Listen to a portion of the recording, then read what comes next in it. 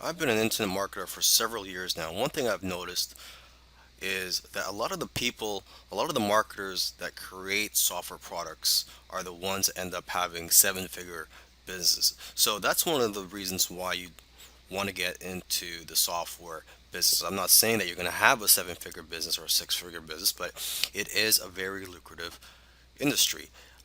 Software products, they have a higher perceived value than all other forms of digital products such as ebooks, video courses, audiobooks, etc. And another advantage to getting into the software business is the barrier to entry. There's not much competition out there. If you create a software product that's, you're not going to have much competition with that compared to other forms of products. For example, if you write a how-to book on a certain topic, you're going to have lots of competition for that book. There's going to be lots of other people that's going to write something on similar topic. Okay. Now, this course will cover the following topics. It's going to cover how to come up with ideas for your software product, how to come up with the features to include in your software product, how to find software programmers to create your software product, and how to manage your project.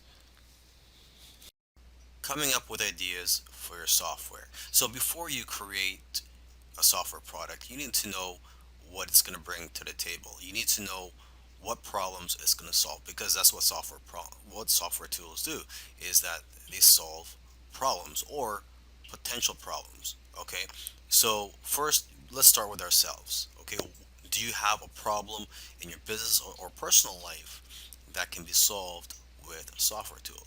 Because let's face it, if you have a problem, I'm pretty sure there's going to be other people out there with similar problems as you. Okay, so your problem is not unique to yourself.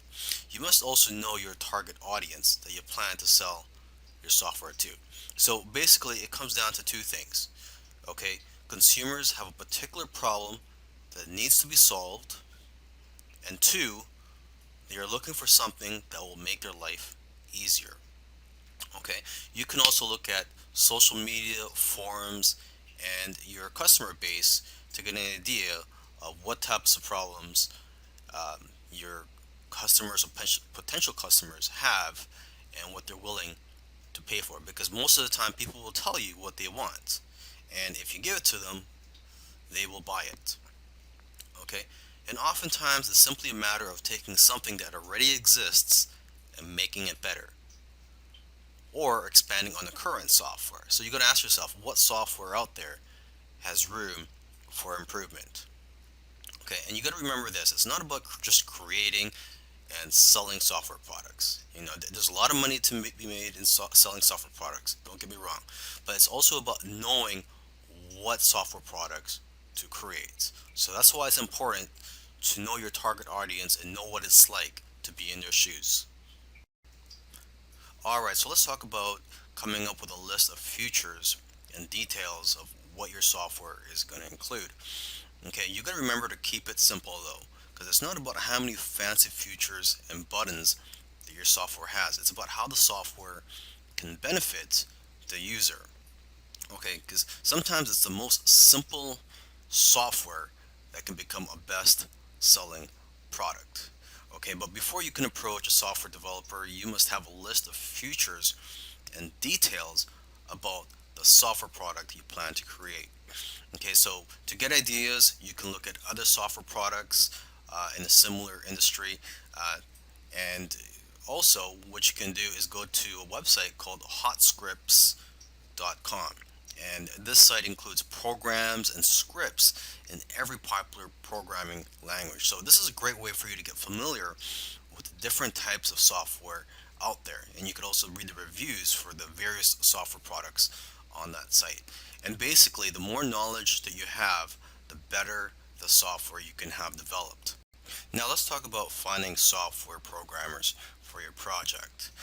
Now there are various sites that you can go to find programmers where they will bid on your projects, and you can select the programmers based on the best price. But remember, you have to also make sure to select programmers based on their skills, and how well you feel comfortable working with them. Okay, so I've listed a few sites, the most popular sites where you can find programmers. There's rentacoder.com, elance.com, scriptlance.com, and guru.com. And you can also go to coding forums or other types of forums where programmers hang out to find people that are passionate about creating software products. Okay, so now when you visit these sites where programmers could bid on your projects, you have to know how to present your project. So make sure to first view how other people are listing your projects and how they are describing them on these sites.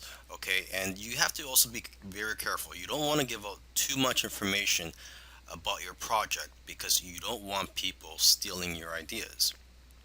So when you first post a project, the information that you should reveal at first is what is needed for the programmer to know if your software product is something that they are qualified to work on.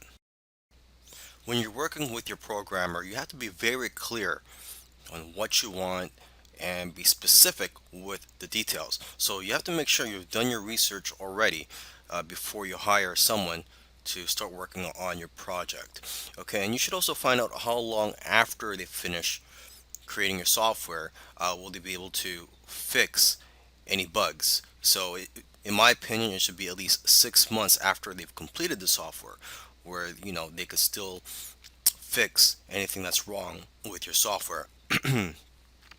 Another thing you want to do when you're creating a software product is not to just outsource everything to the programmer and then just be hands off. I mean, you really have to get involved and get your hands dirty if you really want this to be a successful software product. Okay, and instead of just telling them to just create your software product, you should break it down into smaller tasks so that it's easier to work on, and it'll be better for you to basically monitor the progress of your software product. Okay, so for example, you can have weekly or bi-weekly tasks or goals for them to complete to make it easier for you to manage this project.